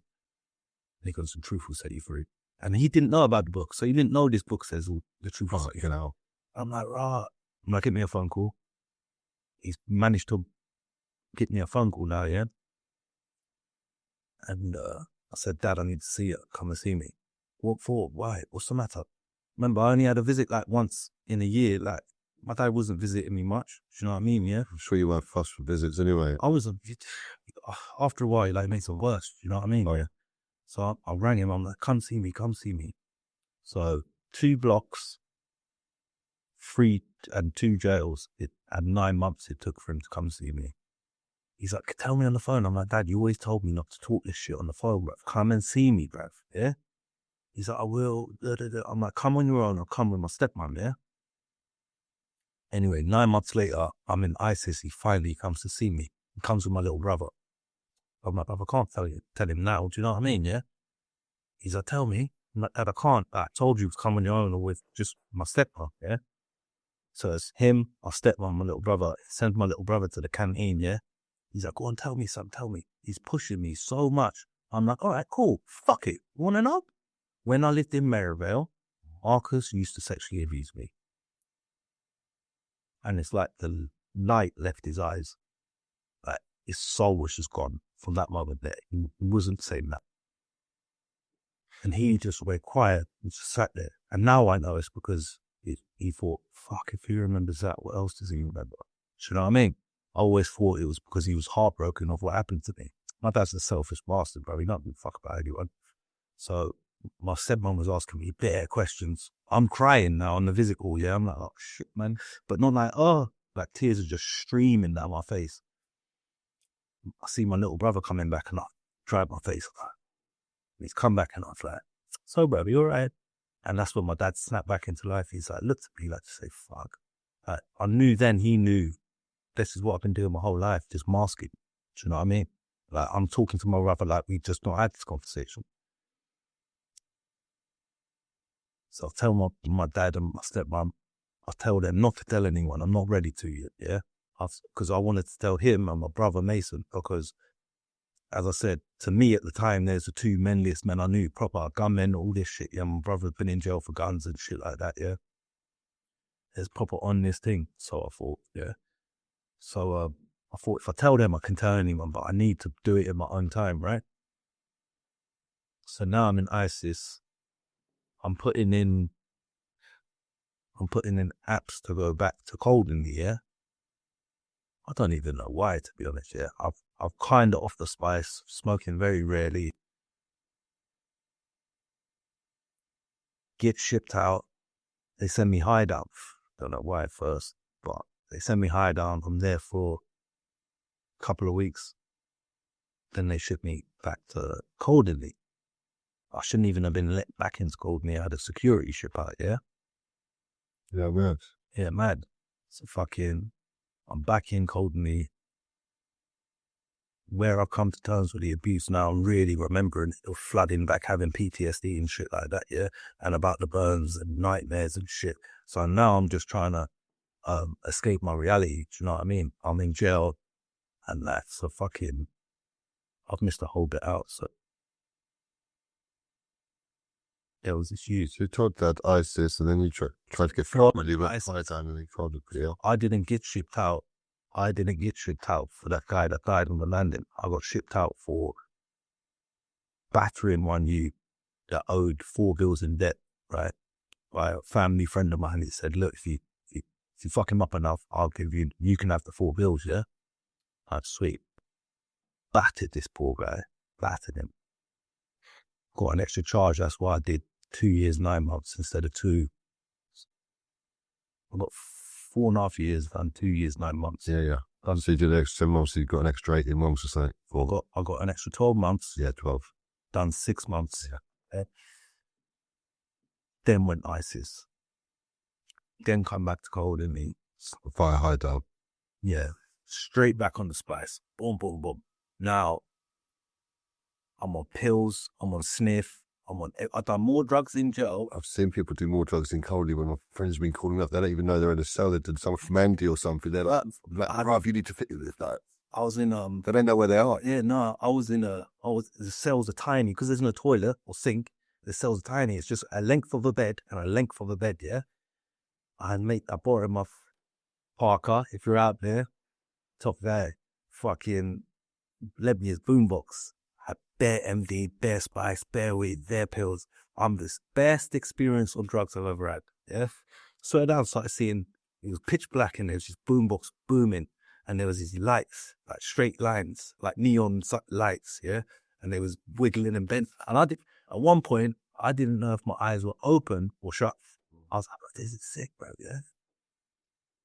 And from there, that's why I did pills for so long, because I was always chasing that buzz there. Of course, that's the only drug to give good feelings. Yeah.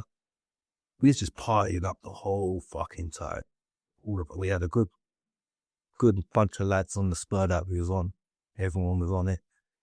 Couple of Southampton, man. Blue, if you're out there, top lad.